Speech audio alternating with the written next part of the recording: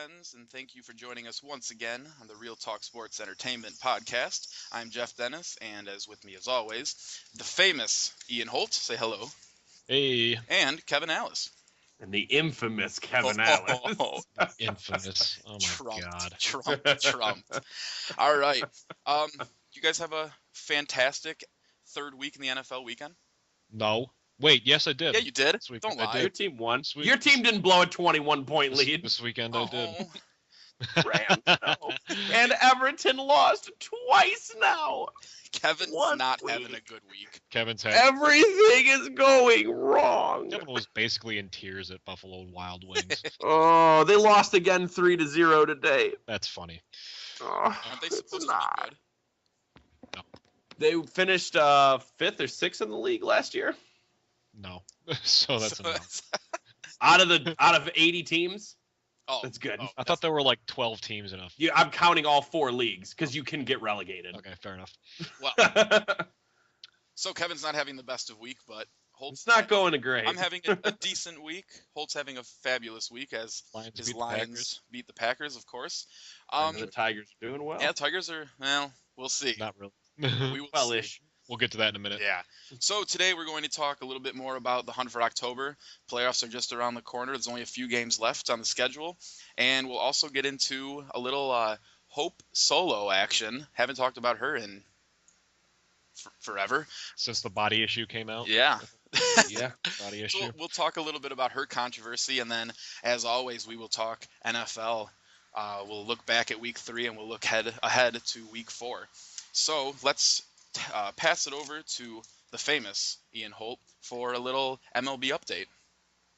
Update. No, nothing's really changed. Sorry, guys. Nothing's really changed. Very similar standings. Cardinals. If the season ended today, there's 6 games left, 6 or 7 games left for each team. Usually, I think the average is about 6 games left.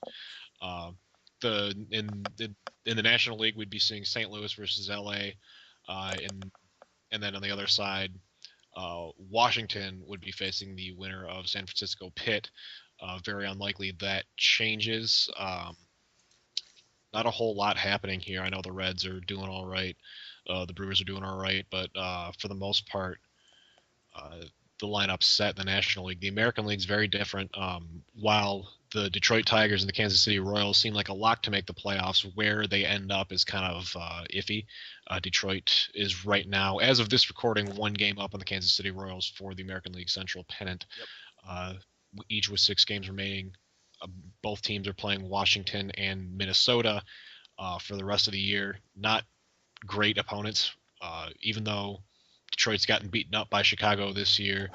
The White Sox, let me specify, for those of you that don't know, the Cubs are basically a walking joke.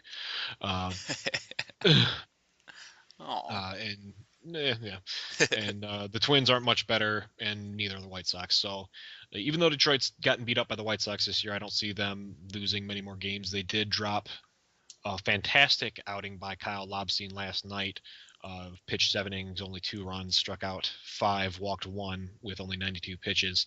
Very good outing from the rookie, but went to waste as Detroit bats went cold, couldn't score a single run. We've got Oakland and Seattle both creeping up on Kansas City for that wild card, so one of them could sneak in for before the season ended, but I don't see that happening. LA has taken their division, and Baltimore has also taken their division handily. So if the season ended today, and this playoff started tomorrow, Detroit would be playing Baltimore in the first round, with LA Angels playing the winner of the Kansas City Oakland series. But let's not count Seattle out. And anything can change. Every game counts at this point. Only 6 games left, so we'll see what happens. Yeah, I'm actually surprised. I'm looking at the standings right now. I'm actually surprised how close a few of these divisions are, especially the American League Central. I like Detroit's chances, obviously, with only a few games left. But I don't know about them going up against the Orioles. I think we have a decent matchup, but again, our bullpen issues are definitely in question. What do you guys think is going to be the biggest issue for the Tigers going forward into the postseason? Would it be bats getting cold or bullpen issues? Well, they've been really streaky this year. The bullpen is kind of rounding out a little bit. Joe Nathan is still questionable as a closer, but we'll be getting Joaquin Soria back. Anibal Sanchez, barring some sort of setback, will not be in the rotation, the four-man rotation for the postseason. He will be coming out of the bullpen. That'll be a big boost for them, having such a great pitcher in Anibal Sanchez. Threw a perfect game at one point. He'll be in the bullpen. Right now, the biggest thing about for the Tigers has been inconsistent bats. Even though they're second in the MLB in the majors in runs scored, they've been really streaky with their offense this season, and you see a lot of unearned losses, frankly, for Detroit Tigers starting pitching. They have been very good against Baltimore. They're leading the season series 5-1 right now. Obviously, that means nothing in the postseason, but as far as Baltimore and Oakland, Dave Dombrowski has essentially constructed this team to uh, combat those two teams. They do not have great lineups. Uh, excuse me, they don't have great batting lineups. They've got good pitching, but that's really about it. And this team is designed to score runs. And while Oakland and Baltimore have kind of taken on that challenge of forming their teams to take on the Detroit Tigers, which I know sounds as a homer sounds kind of silly, but that's really what's happened here. And right now, I think Detroit has the edge over Baltimore, especially. So we'll see what happens there. But ultimately, really, what it's going to come down to is consistency out of Detroit Tigers batting. Yeah, I agree.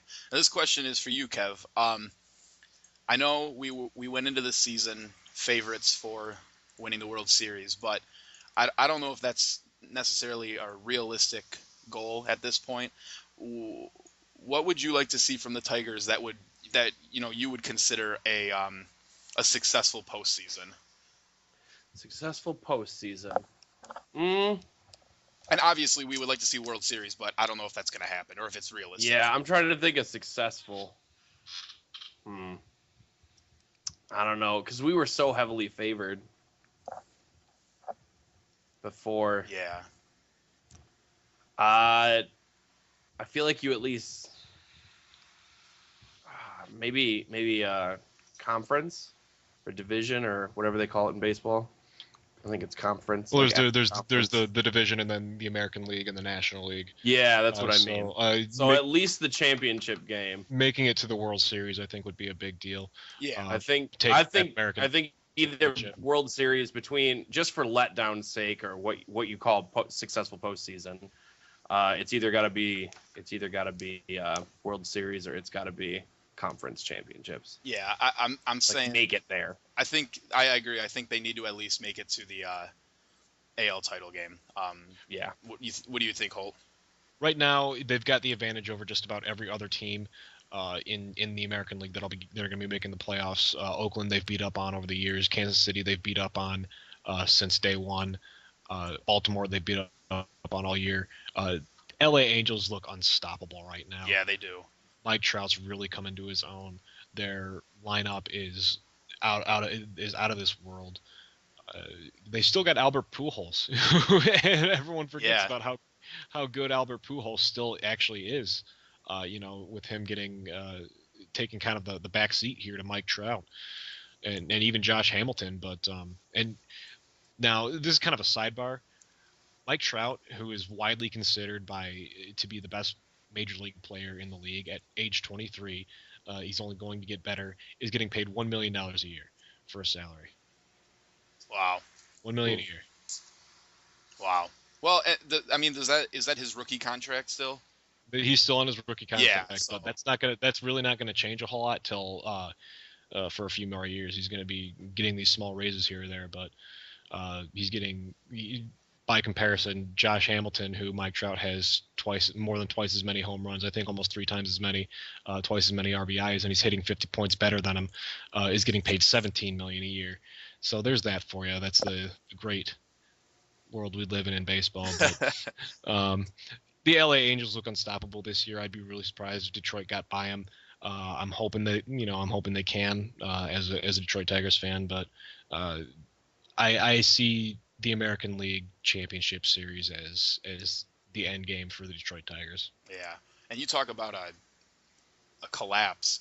Even though they still got a decent record, the Oakland A's, they just really hit a bad skid, and they did. They're not the team that they started out as.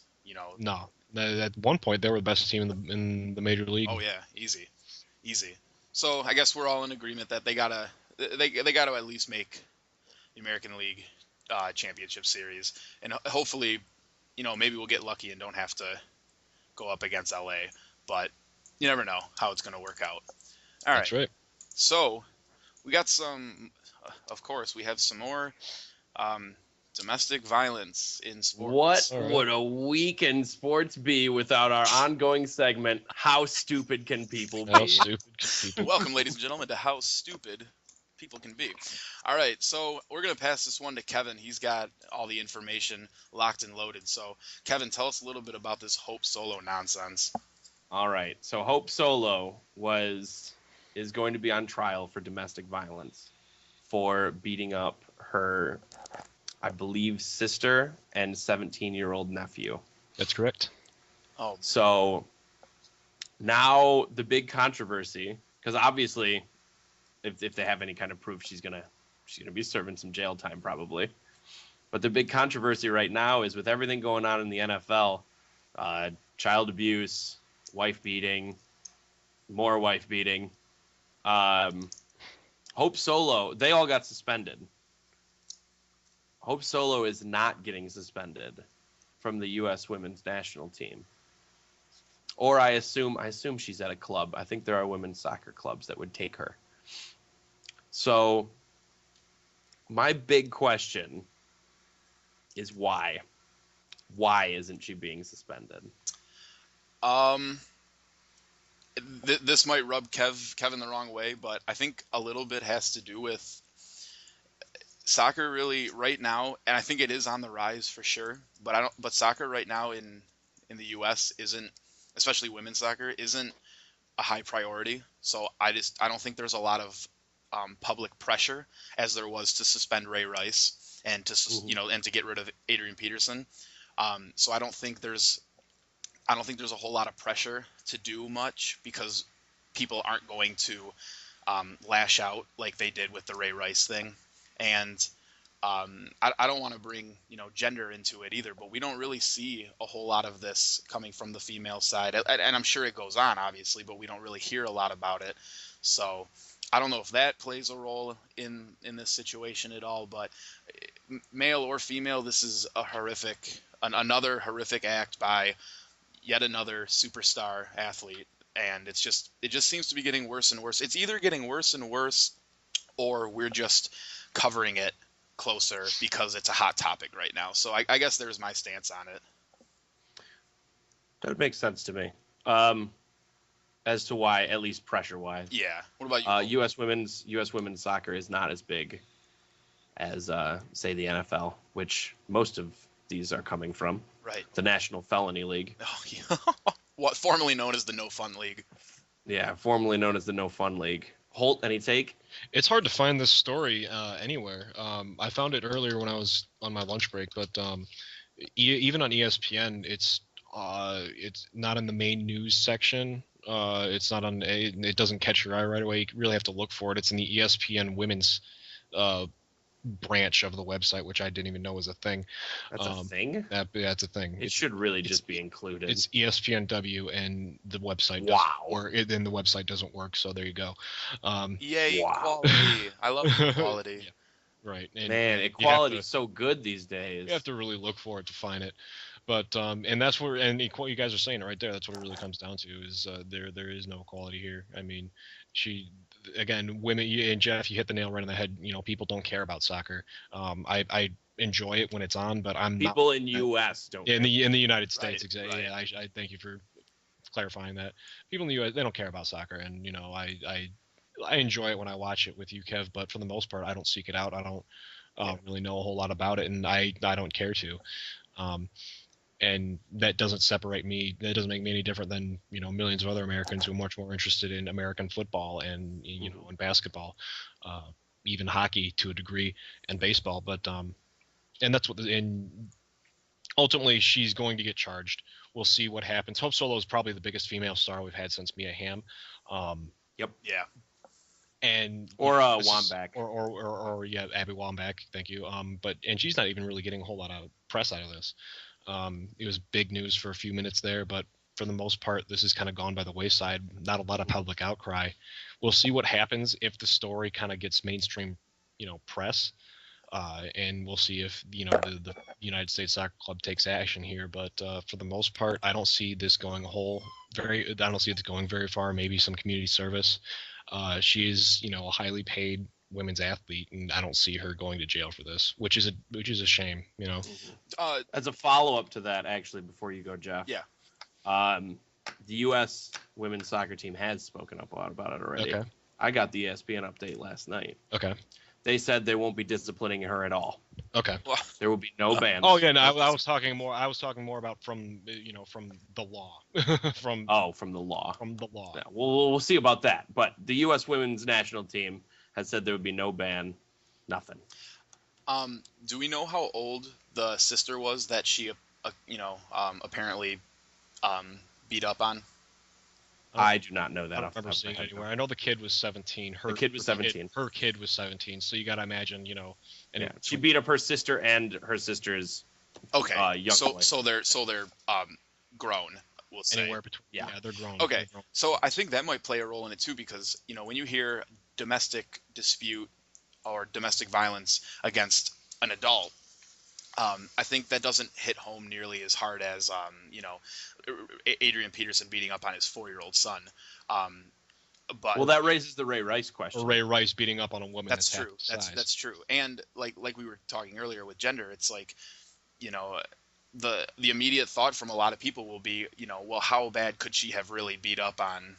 Which is stupid because she's an athlete. She's an athlete. Who can definitely beat someone up. And she's a monster. She could definitely beat me up. I think that's another thing too. You look at the NFL with Ray Rice and AP, two of the biggest stars we've had in quite some time, and the NFL really doesn't have an array. Well, they do have an array of stars, but they have to keep the main ones on the field. But with Hope Solo and soccer in general, especially in Europe and other places other than the U.S., there are so many stars that with all the different clubs and all the different countries that play in FIFA and all that, so it might not be quite the high priority to get rid of a player, but I don't know. I guess we'll have to keep an eye on it, but for right now, I think we all are in agreement that it's kind of a joke that nothing's going to be done. Yeah, I don't know if there's video evidence of this one. I don't know how the trial is going to play out. But I do know, I'm pretty sure she didn't beat someone like Ray Rice did, unconscious in an elevator. Sure. But it's still violence. Yeah, people. Absolutely. And you can't get away with that. No. I think it's ridiculous. And with other people going through trials like this, she should be getting a suspension too until her trial ends. Sure. And then just a quick sidebar too, because we're talking about this issue. I haven't really seen a whole lot of news on the Adrian Peterson side of things, but as far as Ray Rice, he is apparently appealing his suspension due to the incompetence of Roger Goodell and the NFL regarding the videotape, and there's just a bunch of holes in this story. There's obviously there are people lying. We have no idea what the truth is about the videotape, how they got the videotape, when they got the videotape. So Roger Goodell's press conference was ridiculous. Oh, it was just a mess. So Ray Rice and his camp are planning to appeal this, and at least from what I've heard, there's a pretty good chance that he will win this appeal and that he will be back playing this year. Probably not for the Ravens because they officially cut him, so he would be a free agent. But Oakland. Looking at you, Oakland. We did call this. I called that on stream. I said hit them or Jacksonville. Oh, Jacksonville. So we'll keep everybody updated on that, and we'll keep our ears and eyes open. But I don't really think Ray Rice and Adrian Peterson deserve the time of day. So I think we'll just move on. What do you guys say? Sounds good to me. All right. Yeah, let's just move on. Let's talk about football. Yeah, fun things. Football, not the weekly segment. Not ex-football players. Let's talk about the other weekly segment, not the stupid weekly segment. We should make that a weekly segment. I like that. That's nice. Who beat who up? Weekly segment. Why people are stupid in sports. I like it. All right. So week 3 is in the books, and what a week it was. first thing we're going to do, like always, let's go through our picks, tell you who we got right, who we got wrong, tally up the scores, and see where we're sitting.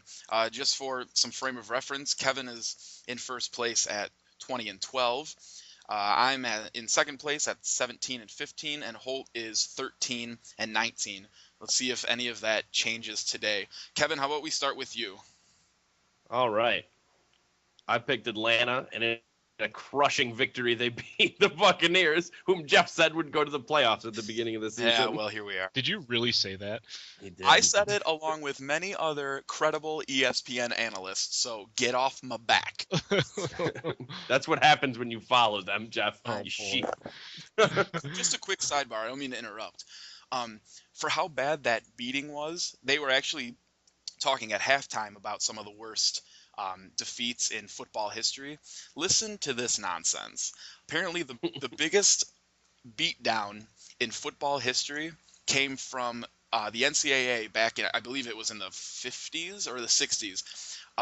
Georgia Tech played some no-name, like Division II school, and defeated them 222-0. Oh, that's too much. It's entirely too That's much. too much. So although the Falcons had an impressive victory, it is not 222-0. Continue. That's a touchdown every 15 seconds. It really is. I picked Dallas against my own team, and I wasn't happy about being right, especially when we blew a 21-point lead, but I was technically right. There you go. I picked Green Bay to beat the Lions, but the Lions put on a really good defensive pressure. They sure did. I picked the Bills to beat the Chargers because I thought the Bills were hot. And I think they still are, but the Chargers were hotter. So I lost that one. Philly beat the Redskins much more narrowly than I thought they would. Houston lost to the New York Giants, which I could not have called. They got shellacked by the Giants. Yeah, it wasn't great. The Saints beat the Vikings. Got that one. I picked the Bengals, and in a crushing defeat, they destroyed the Titans. Not a shock. Another crushing defeat I got right. The Colts beat the Jaguars. Patriots barely beat the Raiders, but I got it right. Kansas City, with their first win of the season so far, beats the Dolphins. I got that right. Arizona beat the Niners. Sorry, Jeff, but I was right. I know. Carolina lost to the Steelers in... Oh, Carolina did not look good that That was game. a shocker. Yeah. Yeah. Chicago beat the Jets. Again, much more narrowly than I thought they would. Denver barely lost to the Seahawks That was a great game. in overtime. That was really good. That's what the Super Bowl should have been. Yeah, no kidding. Instead of the... sorry, go on. I'll finish this up and you can go ahead and say it. And the Ravens barely beat the Browns. So I got that right. All right, so And that puts me at 11-5 for the week. oh my god. 31-17 overall. I'm gonna hit you in the head with a hammer and like see if that helps. Like, As long as I'm So- seeing win W's going around my head, I'm good. you'll probably turn it and get some superpower and predict. Knowing my luck and knowing your luck, that's what's gonna happen. All right, Holt, how about you? All right, I had the Falcons over the Buccaneers. That was right. I mean, that was an easy one because I knew the Buccaneers were going to be, terrible. ESPN, I'm looking for new work. I called the Packers over the Lions. I was happy I was wrong about this one. The Lions, and I looked into this. The Lions, #1 rated defense in the entire league right now. Yeah, they are. Who saw that coming? Wow. Not me. Look at their offense. Matt Stafford's thrown, I think, 2 touchdown passes through 3 games. Anyway, moving on. Chargers beat the Bills. I picked that one right. I actually called your team, Kev, the Rams, to beat the Cowboys. I was wrong by 3 there. That was a tight game. Yeah, Austin Davis looked really good. he did. I was happy with that, but the defense looked atrocious. Defense looked bad. What did I have here? I had the Eagles beating the Redskins. That was another one that had me kind of praying for a win there. I had the Texans beating the Giants. I got that one wrong. And then next few, I actually got 5 in a row right here. I had the Saints beating the Vikings. That was easy. I had the Bengals beating the Titans. Also easy.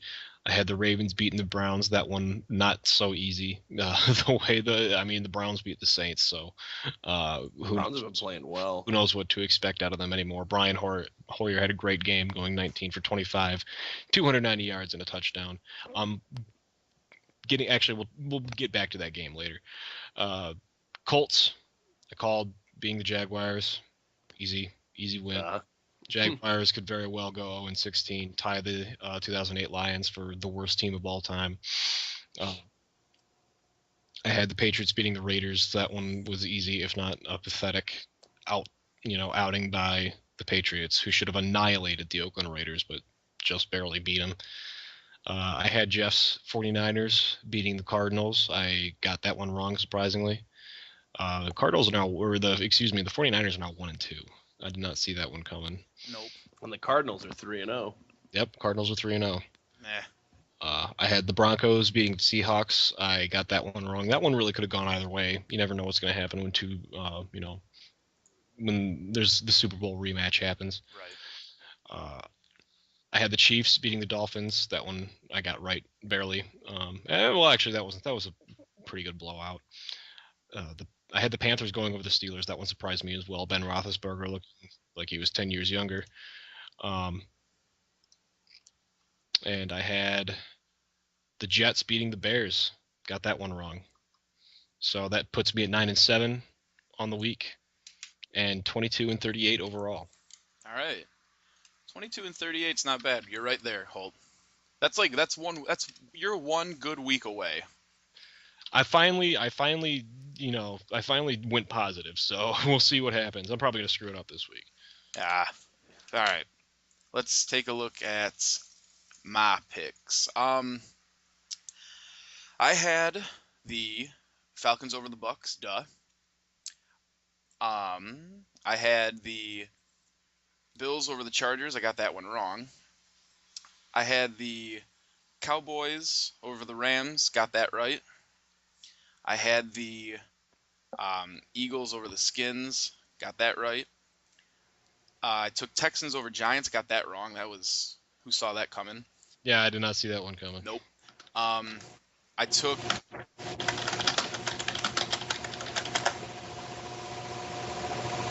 Kevin. Yeah. You got to turn your mic down, bud.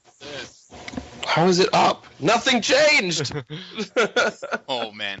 We apologize for the loudness. Technical difficulties. Oh, I hate this microphone. Yeah. Any better? Yeah, there we go. Yeah, that's perfect. Okay, All right. Anyway.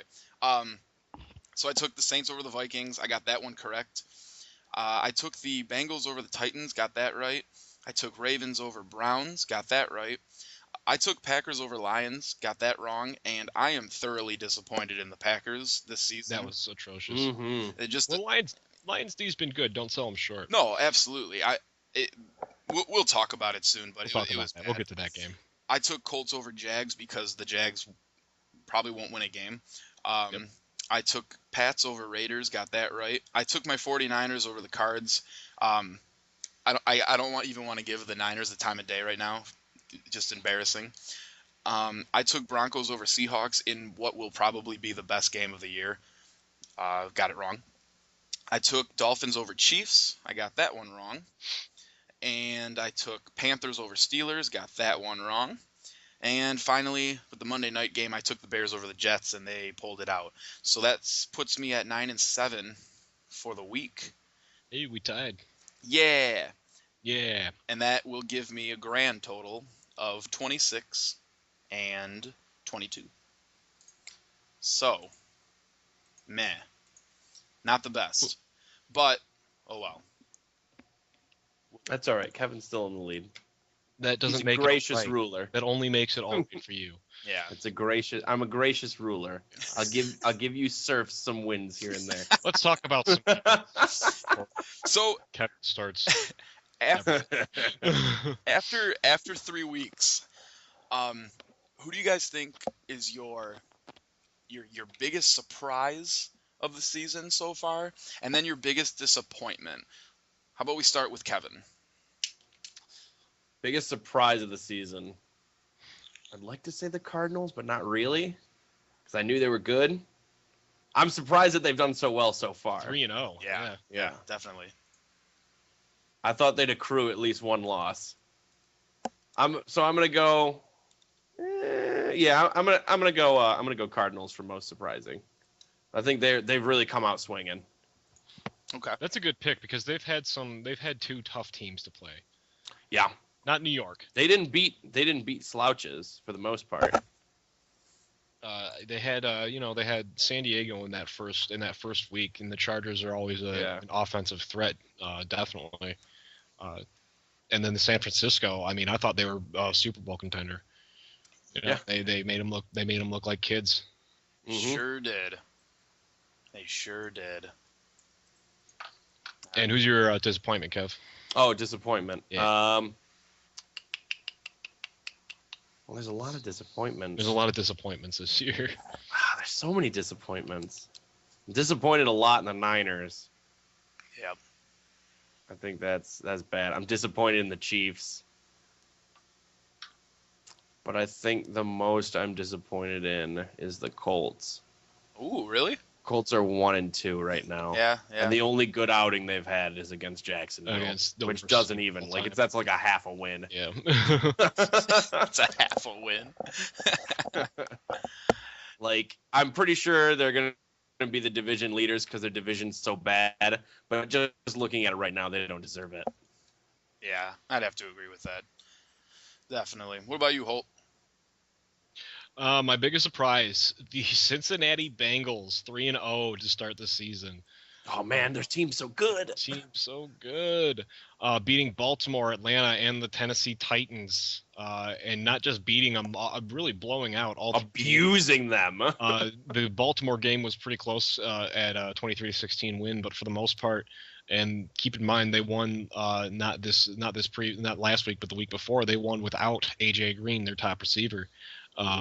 Quick note about this Tennessee Titans Cincinnati Bengals game. Mohamed Sanu threw for more touchdowns this week than Andy Dalton. Sanu is he's a wide receiver or a running back. He's a guy that shouldn't be throwing the ball. Wide receiver. Ever. He's a wide receiver. He should never throw the ball, but he threw for more touchdowns than Andy Dalton did this week. He had a QBR of 99.8. He actually was a quarterback in high school. He was quarterback by trade, and then when he went to college, he became a wide receiver. So he's a wide receiver though. He shouldn't be throwing the ball. Shouldn't be throwing the ball. It worked. It worked, but that's a great weapon to have, man. There we go. Yeah, and Giovanni Bernard's looked great. Not so much. Well, he did. He had 2 touchdowns. Only averaged 3.4 yards per carry last week, but Giovanni Bernard's been great all year. AJ Green obviously is one of the best wide receivers in the game. Mohamed Sanu has looked really good this year. They've just got a good team. Their defense is mean. They've been my biggest surprise. I had no idea they were going to be this good this year. They've always been a solid team for the past decade or so. No clue they were going to be this good. Yeah. As far as my biggest disappointment, God, I don't know where to start. I'd have to say the Colts as well. I really expected more out of Andrew Luck. I honestly saw Andrew Luck, and it's only been 3 weeks. Things could change, but I honestly saw Andrew Luck as the next John Elway. He's that good. He's got that kind of style, that classic drop back, throw the ball kind of style, and he does it so well. So we'll see what happens with the Colts. I don't see them keeping this trend up,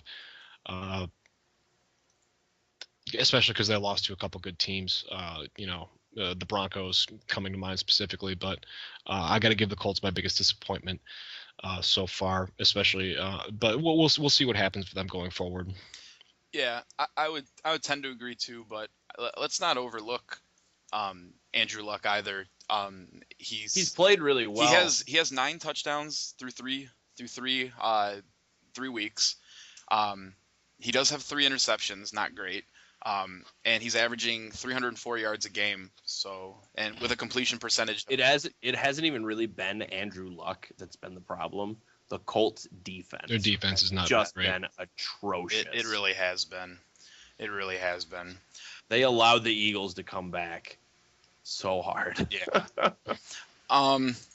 For me, I think my biggest surprise, and I don't even know if it's really going to be considered a surprise, but I'm going to go with the Bengals as well. I personally think they are the best team in football at the moment. Their defense is Mm-hmm. fantastic. I think Andy Dalton is coming into his own. Um, I really like Giovanni Bernard holding down the running back position, and then their receiving core is pretty darn good. AJ Green is always going to be AJ Green when he's healthy, and this addition of Sanu, multiple. Do they have Haskins as well? He's Yeah, been playing really well. yeah, they're. I think they're the best team in football right now, and that's not to take anything away from the Seahawks or Denver or anybody, but I think they're the best team going right now. And then for my disappointment, um, oh boy, this is tough because everybody's disappointing. There are a lot Yeah. of disappointment so far. I don't. It's more of a homer bias type deal, but I'd say the 49ers, and like I said, I don't really want to give them the time of day. They don't deserve it right now. But yeah, they're just horrific, disappointing. But I think the biggest one is the Packers. I don't know what's going on with this team. Their Yeah. offensive line is just, everyone said that their defense was going to be the problem, and granted, it hasn't been great, but that offensive line is just awful. And It's terrible. when you have a top 3 QB in the game, and you gotta have a good offensive line, it's inexcusable. And I don't know what's going on. I don't know where they're headed, because Detroit looks a lot better than they have in previous years, and They're looking better than Green Bay right now. Yeah, that's for sure. and And Chicago's bouncing back. yeah, Chicago's they got a really nice offense. Their defense is kind of but it's been playing well lately. But anytime you put Brandon Marshall and Alshon Jeffrey and Bennett on the field at the same time, good things are going to happen. So yeah, definitely the Packers for me. So let's talk about the Packers for a minute. I know Kevin and I predicted them to win this division.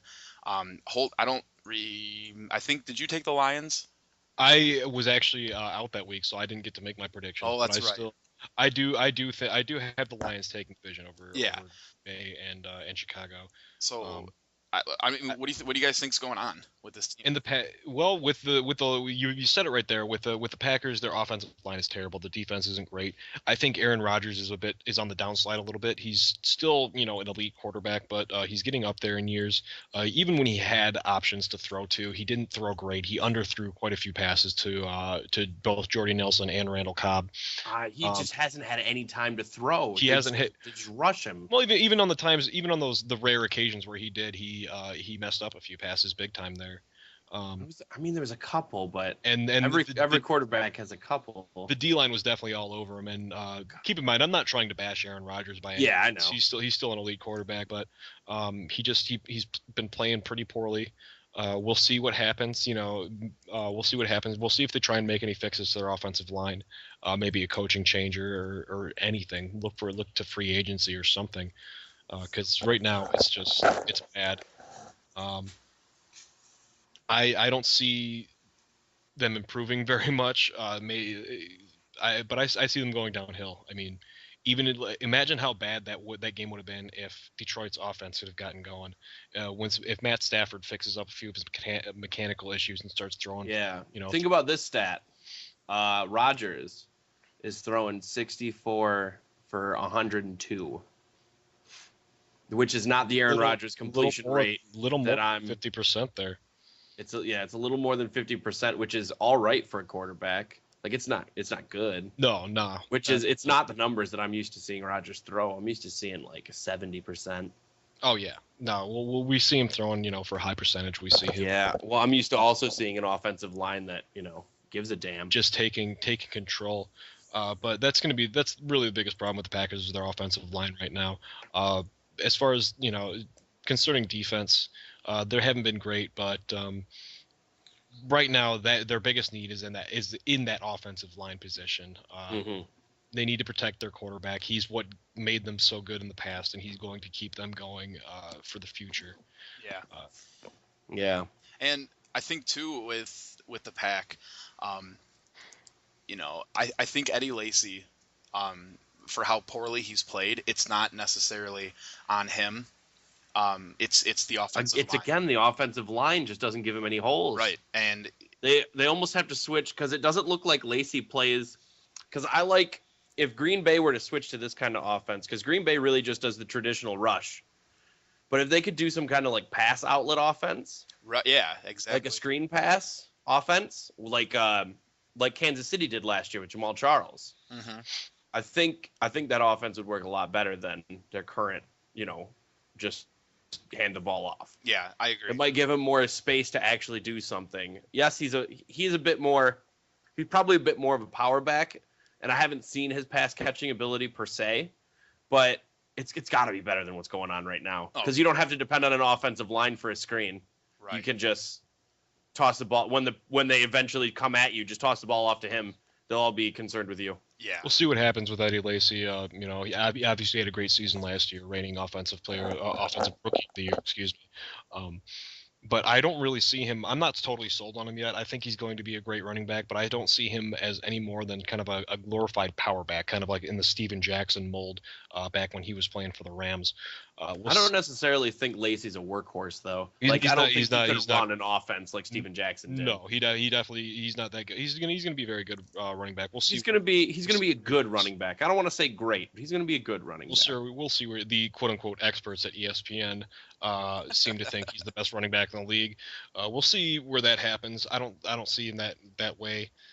He's only 24. He's only 24. He's got years to grow, but he better do it quick, and he better find a team that is going to fit his play style, because right now that offensive line not opening up any holes for him is not going to work.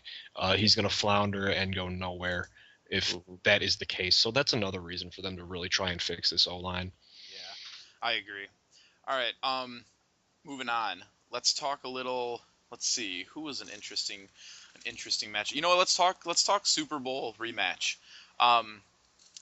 Nail biter, absolute nail biter. That was a treat to watch. Going into this week, did everybody consider the Seahawks the best team in the league?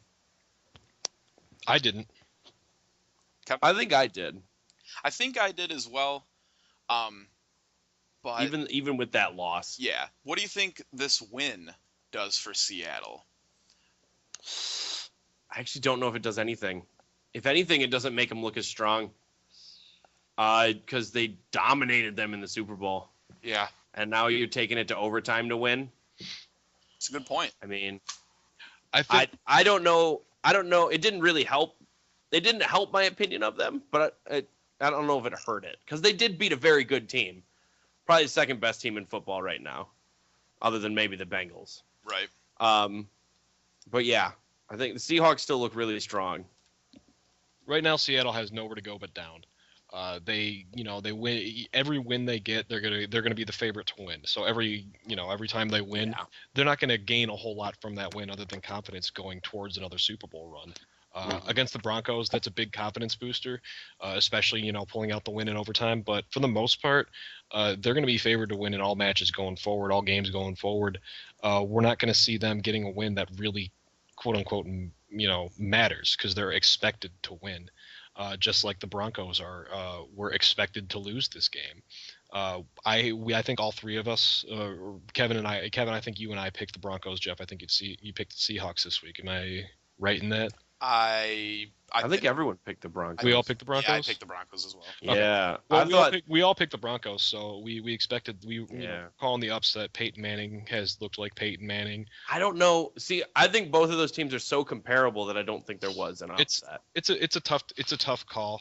And when I say upset, I mean that in the the loosest possible form, because again, the Seahawks, as the reigning Super Bowl champions, that really didn't lose a whole lot. They lost Golden Tate in the offseason, but their game doesn't really rely on the passing game. But Percy Harvin came back, and so it's not like Golden Tate's hole wasn't filled. Right. And so they're going to be expected going forward to keep winning, every game they play. And now that they've got this Broncos game out of the way, I'm not sure if they play each other again this season. Nope. No, they do not. So they've got their toughest opponent out of the way. They're going to be predictable. I don't know, Cardinals. And they might be the hardest opponent. We'll see how that develops. But right now, even when they do play each other, the Seahawks are still going to be expected to beat the Cardinals. Even if the Cardinals are undefeated going to that point, and the Seahawks lose a couple more games, the Seahawks are still going to be expected to win that game. Oh yeah. And that is kind of the disadvantage of playing the next season after you win a Super Bowl is expectations are so high to, keep that momentum going that every loss is devastating and every win is essentially meaningless. Yeah, I agree. And here's a Yeah, they have a easier schedule going forward. The Seahawks do too, so we won't really see a challenge to them because they have a bye week next week. Washington, Dallas, then St. Louis. So We won't see a challenge till Carolina. Yeah, I agree. And here's a fun little factoid for everybody. This is pretty remarkable, actually. I didn't realize this. Russell Wilson's career record against Peyton Manning, Aaron Rodgers, Drew Brees, and Tom Brady after 3 seasons. Well, this is his 3rd season. Is 7-0.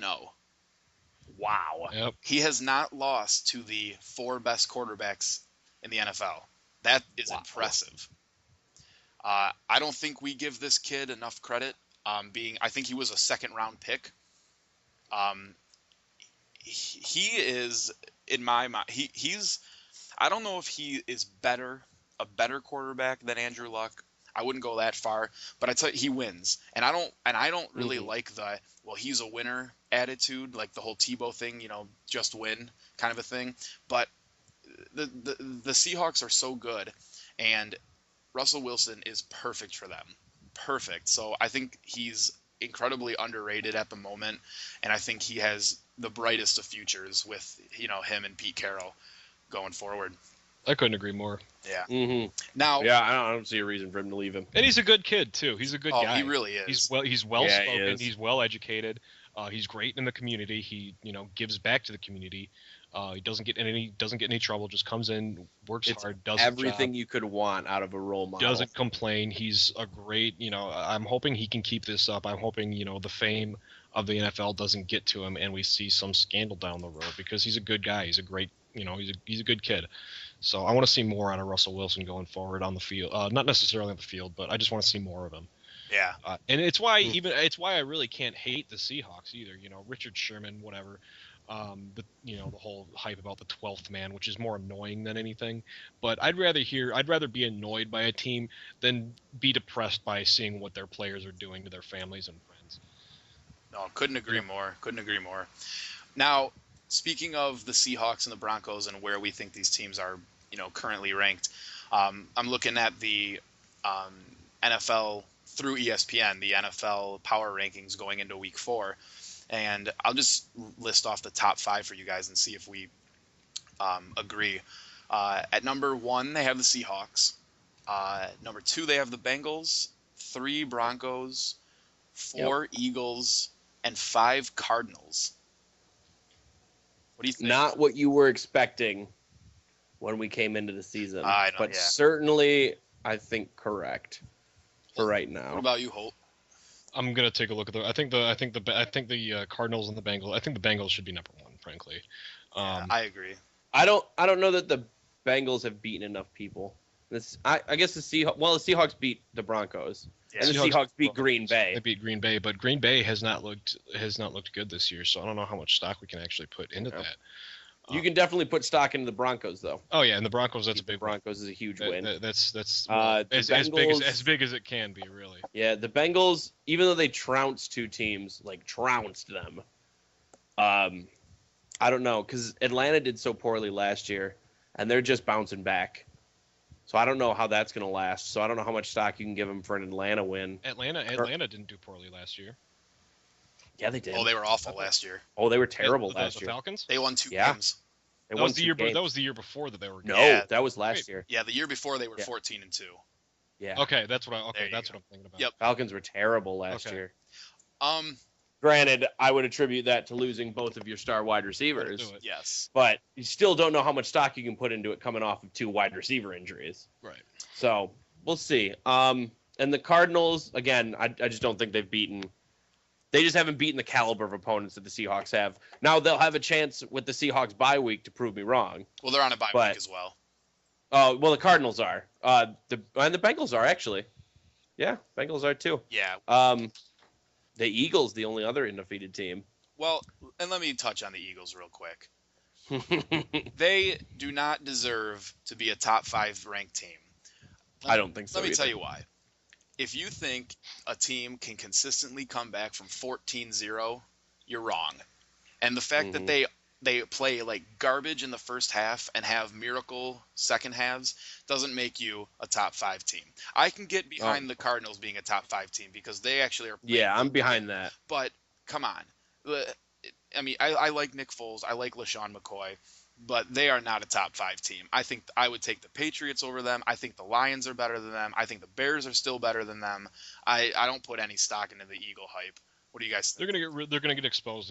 They've got the Lions Sunday. They're gonna, if Matt Stafford can get his game together. If the defense can pressure Foles at all, we're gonna see it. They're gonna get exposed against that offense. The Eagles O-line isn't great. It's good, but it's not great. So we're gonna see what they can do against the number 1 rated defense. I can't believe I'm saying that, but it's really. The Eagles aren't playing the Lions. Excuse me, they're playing San Francisco. Yeah. So that's not much better. But yeah, I'm thinking that with a struggling San Fran team who can't hold people in the second half, the Eagles might just. That'll be an interesting game. Yeah. And then they have St. Louis the next week, who also is really good at blowing leads. There you go.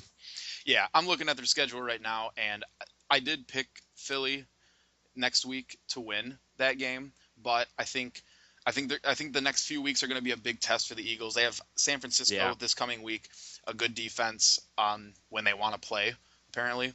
St. Louis, a good defense. They go up against the Giants week 6, and with that division, you just never know. And then they go up against that big test after the bye week, though. Yeah, they have a bye week 7, and then week 8 they go up against Arizona. So they go up against 3 good defenses in a row. Yeah, this team, I would not. Arizona, Houston, Carolina. I honestly would not be surprised if this team loses to San Francisco, if they lose to Seattle or St. Louis, and then if they win. If they beat the Giants and then lose against Arizona, lose against Houston, lose against Carolina, and possibly lose against Green Bay, I would not be surprised in the least. Nope. And let's talk about that brawl really quick before I forget about it. How hilarious was that? I mean, that's what I want to see. I don't want to hear about NFL players beating up their families. I want to see them beating the crap out of each other on the field. I want to see these big idiots taking swings at it. Did you see that cheap shot, Chris Baker, on Nick Foles? The cheap shot that he laid on him. Are we calling that a cheap shot? Oh, that was a cheap shot. Give me a. I don't know. I don't know about a cheap shot, but it was a shot. It was a cheap shot. The play was over. Nick Foles was walking, and then whammy. This big 300-pound lineman comes in and just nails him from the blind side. That's as cheap shot as it gets. I tell you what I think about it. First of all, I hate the NFL protecting the quarterback crap. I hate it with everything in my being. But he hit him. He hit him in the shoulder pads. And granted, Nick Foles wasn't looking, so it's going to look like a blindside. But I don't know. I liked the hit. I don't know if it was completely called for, but I thought the getting ejected was a joke. And luckily he's not being the player who made the hit isn't being suspended. Well, he wasn't ejected for the hit. He was ejected for the throwing punches. Right. That's a good point. And then the other guy that was throwing punches was also suspended. Who was it? Matthews? No, not Matthews. Jason Peters. They were throwing punches. They were thrown out for that. There was definitely at least a flag, for the late hit. You can't do that you can't do that on any player. It doesn't matter if he's a quarterback or not. But it was just funny to see the brawl. Yeah. I like seeing brawl. I agree. Speaking of abusing the quarterback, did you see Jared Cook push Austin Davis out of the way after Jared Cook dropped a perfect pass? Yep, that was brutal. Yeah. Oh, Austin Davis threw a perfect pass to Jared Cook. Jared Cook drops it, and then he gets mad at Austin Davis. Got tense. What? I saw Zach Stacy run in there and almost hit Jared Cook. It's what are you doing? Gotta protect your leader. Yeah. Yeah. That's what it's about. Even if it's the third string leader, he's still the leader. Yeah, and he's still a teammate. I mean, Yeah, and he's still a teammate. It's not like he had a bad game. It's not like he threw like 4 or 5 interceptions. Oh, he had a really good game, actually. He had a fine game. The defense was atrocious. That's not Austin Davis's fault. Right. Oh boy. Agreed. Are there any other games you guys want to get to this week before we move on to our picks? Well, let's move on to Lions camp. Give us an update, Holt. Lions camp. Stephen Tulloch, middle linebacker. This was the best story of the Sunday. Was celebrating after a big hit. Did his little beast mode jump, pounce, hip thrust, whatever you want to call it, and he tore his ACL. Oh, so he's you know what he was actually doing, Holt? If you watch the tape, he was doing the Aaron Rodgers discount double check. Oh, was he doing the discount double check? Yeah. He sure was. Well, I mean, as if there weren't enough injuries. If I didn't know how he hurt his ACL, I'd feel really bad because we just lost. Not only is he torn ACL, that's possibly a career-ending injury. For one of the better players on the Detroit Lions defense. But we've already got so many, the Lions already have so many guys out on defense because of injuries and on, the offensive line as well. So we hate to see another one go, but it's hard not to laugh because he's, trying to mock someone, then he tears his ACL. Yeah. And that's probably the biggest story. The offense didn't look good against the Packers. Not unusual. They didn't look great against Carolina either. Matt Stafford turning over the ball 3 times. He's now 5 turnovers on the season. 2 dropped fumbles and 3 interceptions. Not great. We'll look for him to, see if he can bounce back. Reggie Bush looked pretty good. Joique Bell looked okay. Calvin Johnson is his regular self. Golden Tate is contributing, but for the most part, the defense right now, number 1 rated defense in the league. I've said it like 5 times this show already, mostly because I still can't believe it. So we'll look for the offense to kind of pick up in the next few weeks here. Hopefully, they're going to have to if the defensive players keep getting hurt. We're not going to see, they're not going to be able to win games for them every week. So Matt Stafford's going to he's going to have to start chucking the ball and playing like he did when they went 10-6 and made the playoffs a few years back. Yeah, I agree. We'll see how it goes. They've got a good chance to really get things together next week against the Jets. Not a great team. Geno Smith's been looking a lot better in his sophomore season. Still not sold on him as a starting, good starting quarterback, but we'll see where they go. Chris Ivory's been great so far this year. Yeah, he has. Splitting carries with Chris Johnson has really made that team a bit better. That's really helped. So we'll see what happens. I hate the Jets. I hate most New York teams, so I really want to see the Lions crush them this week. But this will be a good chance for the offense to get their stuff together. It's also a really good chance to see if they could prove it against a good defense. Absolutely. Because the Jets' defense actually is pretty good. It's solid. It's not – I wouldn't say it's great, but it's at least a passable defense. Definitely. What about Rams camp, Kev? Can we not talk about it? Nope. Nope. You have to. You have to. It's the rules. We threw a 21-point lead to Dallas, and here we are. I'm hoping we have a bye week next week, which is nice because we can think about how crappy we did, and maybe bounce back week 5 when we face the Eagles, which is not a good matchup. How does it feel to know that the Rams lost to Tony Romo? Not that bad, because I don't consider him as bad as you do. Fair enough. I don't think Dallas is that bad of a team. We just blew a lead. It was all on us, not on them. Maybe it's just because I think Jerry Jones is a douchebag, but there you go. There you go. Jerry Jones is a walking skeleton, but that has nothing to do with how well Tony Romo throws the ball. Oh man. I don't like Jerry Jones just as much as the next man, but I'm not going to discredit Romo because of it. Romo's a fine QB, and he took advantage of a weak secondary from the Rams. Yeah, he did. Who got real complacent real quick. My fantasy MVP, DeMarco Murray. Yeah. Playing for another 100 yards. Also abused the defense. Desi Bryant having a really good game. I don't know what happened to the Rams defense between this year and last year, but they need to get their crap in order. Are there any positives? Because it wasn't losing Finnegan. Are there any positives that you can take out of this game? Austin Davis did very well. So did Zach Stacy. We threw well. We exploited defenses. We didn't keep the lead. It was all our defense. It really was. Well, the pass game was great. You had Stacy on 12 carries got 67. We had to resort to passing a lot. So and you had 4 guys catch for 50+ yards. Yeah, we have a lot of weapons here and there. Yep. Between Brian Quick, Kenny Britt, and Jordan Cook, Jared Cook. Yeah.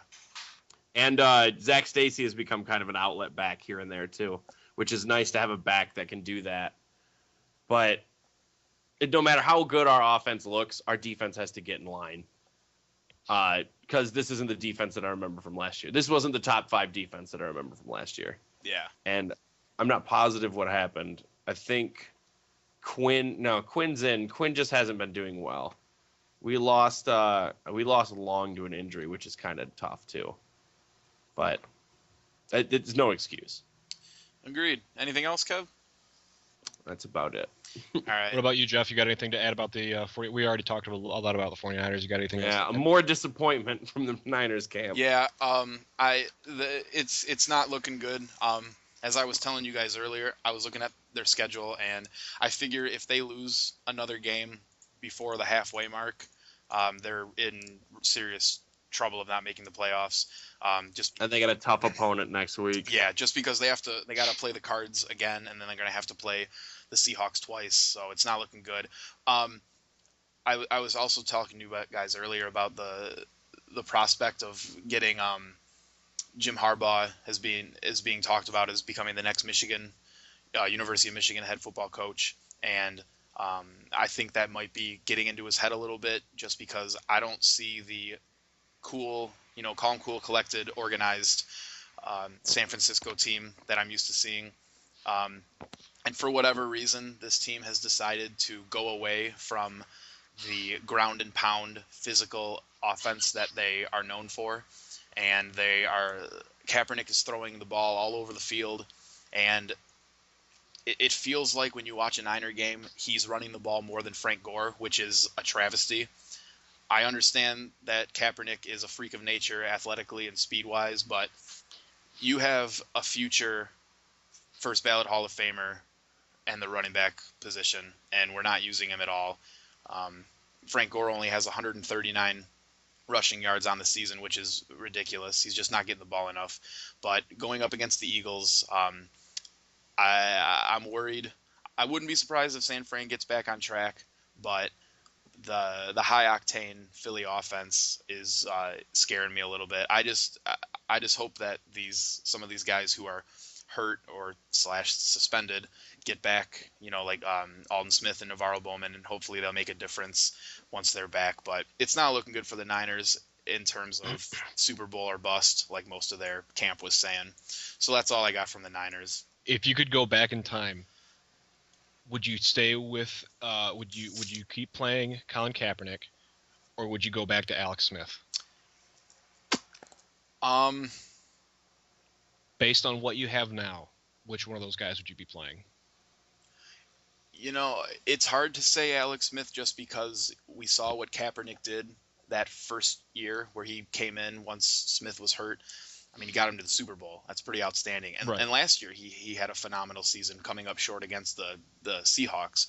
But for the style of offense I want to see out of the 49ers and the style of offense that they're capable of playing, I would rather see Alex Smith, because I think Frank Gore is the most underrated back in the league.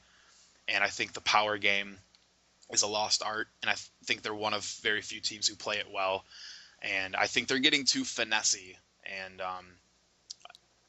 Crabtree is really the only guy on that team who is kind of a finesse player. Vernon Davis and all these guys, big bruisers. Anquan Bolden's a big bruising wide receiver. So I would have to say I would like to see Alex Smith. But that's not anything against Kaepernick. I just think he suits them better at this moment in time. So that's all I got for the Niners. All set? All right. Are we moving on to picks? Predictions? We sure are. Let's look ahead to Week 4 and make our bold predictions. Let's start with you, Kev. go through your predictions and. You got to start with the best. That's all right. God. Put your best foot forward. Kill you. Oh, just. I'm gonna start talking all this and just get all of next week wrong. Nothing would make me happier I'm sure it than would. seeing you lose. All right. All right. I have the Redskins over the Giants because I do not trust that this Giants trend will continue.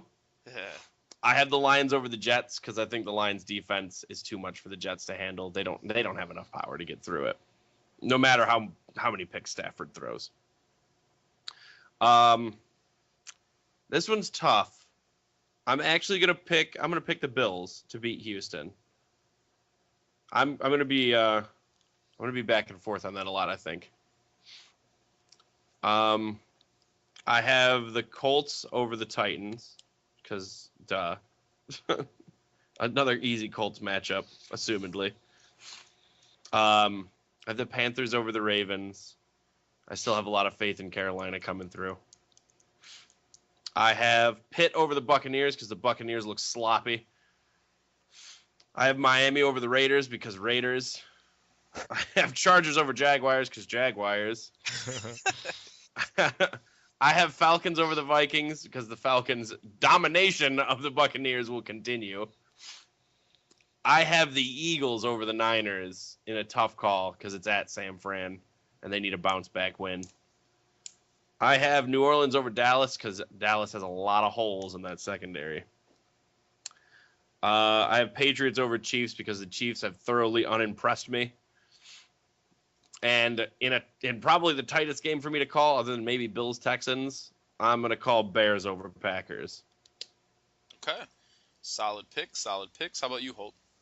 All right, week 4, I've got the Redskins over the Giants. Don't count out Kirk Cousins. I think he is a better fit for this offense than RG3 ever was. Amen, brother. Amen. Really glad he finally got his chance. It sucks got that Niles Paul on my team for this week. It sucks that it came at the expense of of a pretty gruesome injury, but Kirk Cousins getting his chance and proving that he can really run that offense. So I've got Washington beating the Giants, who I thought were going to lose every game this season up until they barely won last week.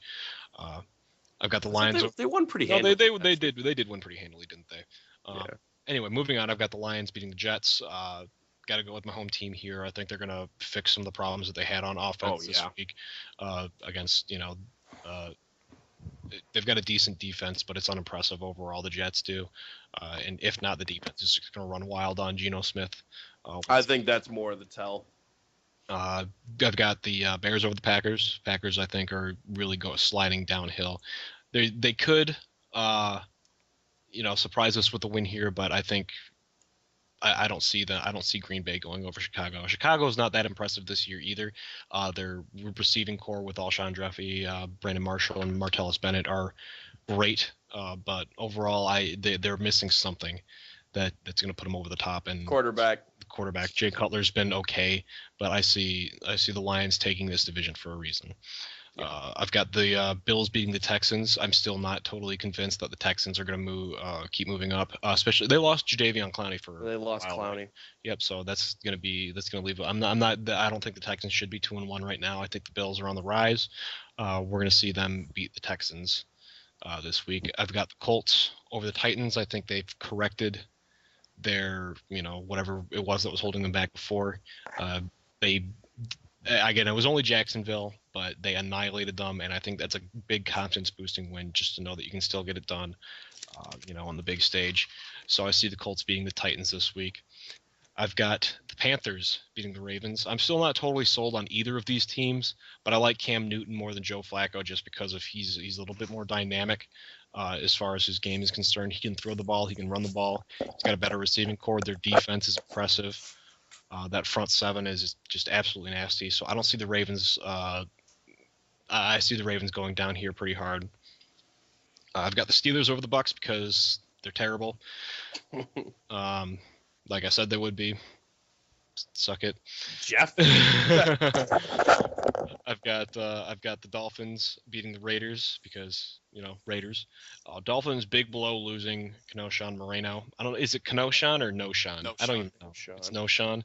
I don't know. Lamar Miller's been pretty impressive. Lamar Miller's been great, but That two-headed beast would be kind of hard to handle for a lot It of would be teams. better.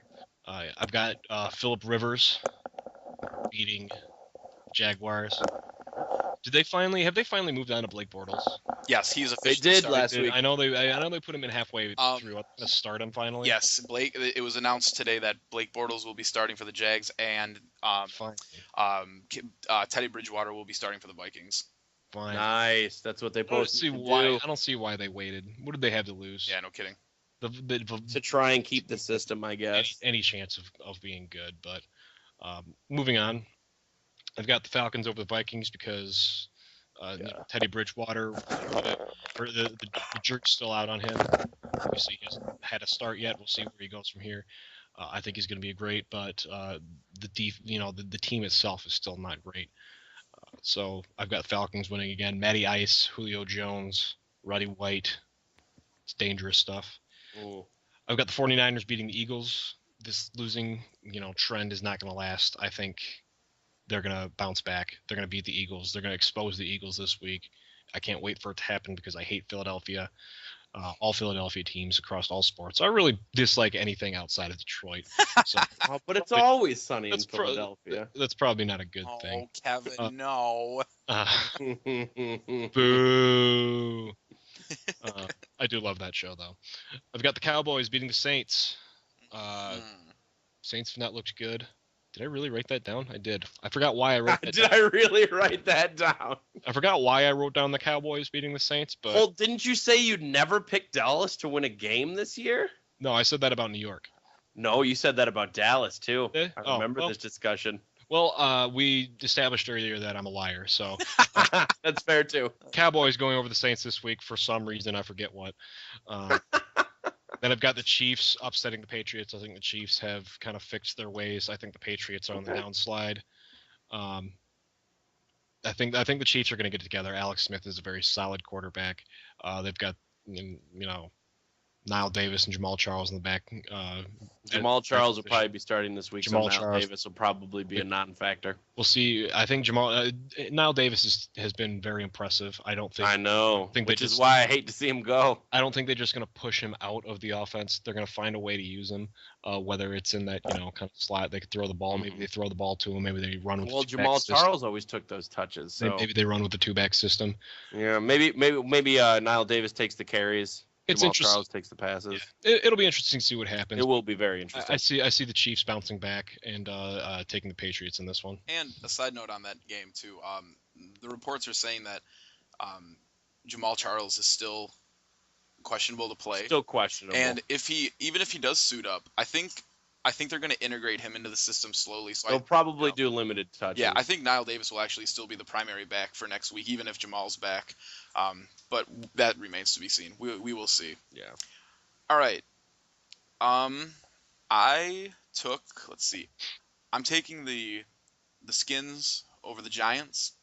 And my bold prediction of the season, and I guess of life, I think RG3 will never be seen as the Washington Redskins starting quarterback ever again. I disagree. Oh. Just because they have so much money invested in it. You know what? I agree with that. That's the biggest thing. I do agree with that, but jersey sales. I think Kirk Cousins takes the job eventually, but I think for now, RG3 will start at least one more game in a Redskins. Okay. Oh yeah. Uniform. I wouldn't be surprised either way. He will then go to another team. Yeah. I don't see them renewing that fifth year. They won't. And here is another quick bold prediction having to do with RG3. I think RG3 leaves Washington after his contract. Raiders. No. I think he leaves Washington, and I'm guaranteeing it right here. RG3 is the next quarterback of the Dallas Cowboys. Ooh, that's hard to argue. I see where you're coming from there. I see where you're coming from there. Yeah, that's all right. And Adrian Peterson is the next running back of the Dallas Cowboys.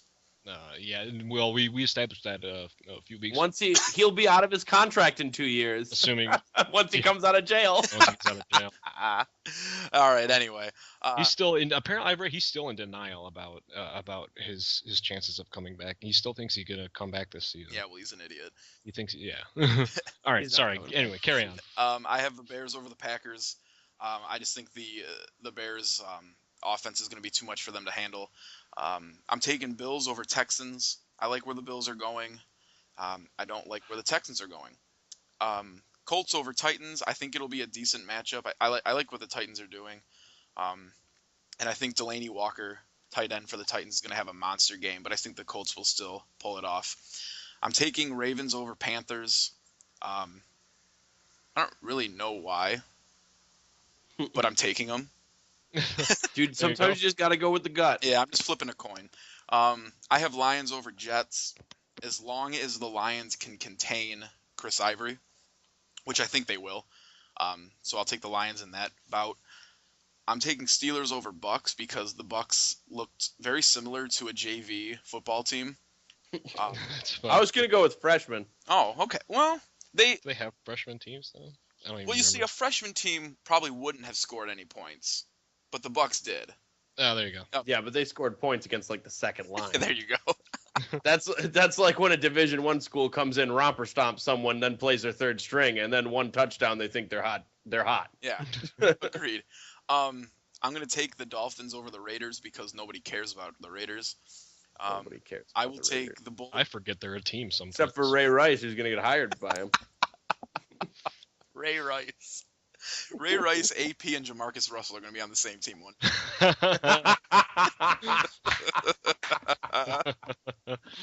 Anyway, I'll take the Chargers over the Jags because the Jags aren't going to win a game this season.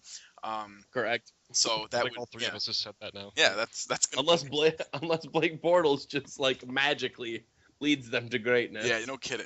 He has a better chance than Chad Henne. Certainly. I'm going to take the the Falcons over the Vikings. Although I think Cordarrelle Patterson has a monster game against this Falcon defense. But I just think Matt Ryan's going to be too much to handle, and Julio Jones, who had a phenomenal game against the Bucs. Mm-hmm. As much as it pains me to say, I'm going to take the Eagles over the Niners. I think it's going to be close. I think the Niners just have to get through the Eagles and not get obliterated. And I mean, we'll see what happens, but I'm going to take the Eagles in that one. I'm going to take the Saints over the Cowboys, and I'm doing this solely on jerseys, uniform choice. I like the Saints uniforms more. There you go.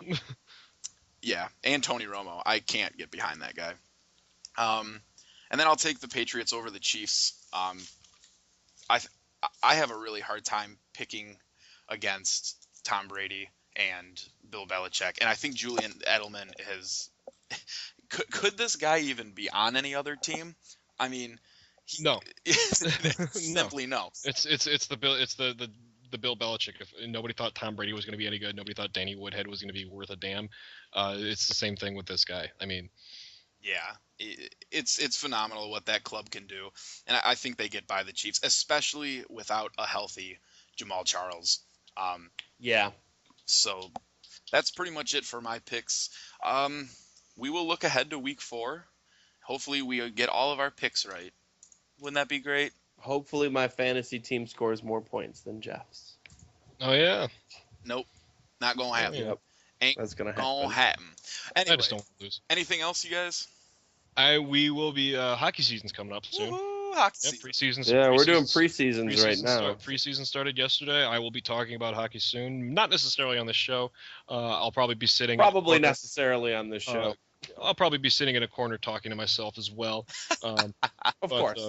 But we'll be getting we'll be touching up on some hockey soon. Probably not preseason. Probably not preseason, but definitely. But we could look into some quick power rankings. Yeah, definitely.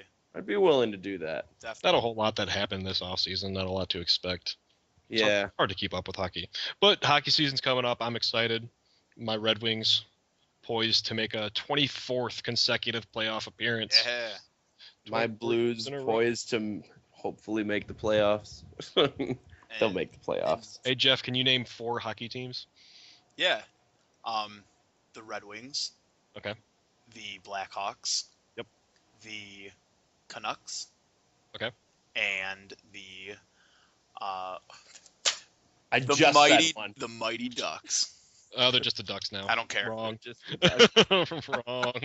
close enough. Did you ever watch them in the second movie? Phenomenal second movie. Mighty Ducks Okay. 2 is great. Anyway, that's the extent of my NHL knowledge. But we will definitely touch on that. And of course, when we come back to you next week, we will be another week closer to the MLB playoffs. So we'll definitely be talking some postseason action. And as always, I'm sure someone else will beat someone, so we'll have that story too. Yes. Yeah, we'll get another domestic abuse case here. So What's the segment called, Kevin? Why people in sports are stupid. Okay, we will be. I thought we were going with who beat up who. We'll go with both. We'll talk about it. We'll Talk about it. We'll reconvene. Who beat up who? The why people are stupid segment. There we go. There we go. All right. Thank you guys for joining us once again on the Real Talk Sports Entertainment Podcast. We'll be coming back next week, so stay updated on the Facebook and the Twitter, and we will see you guys next week. Say See you bye-bye. next week. All right. Later. Adios.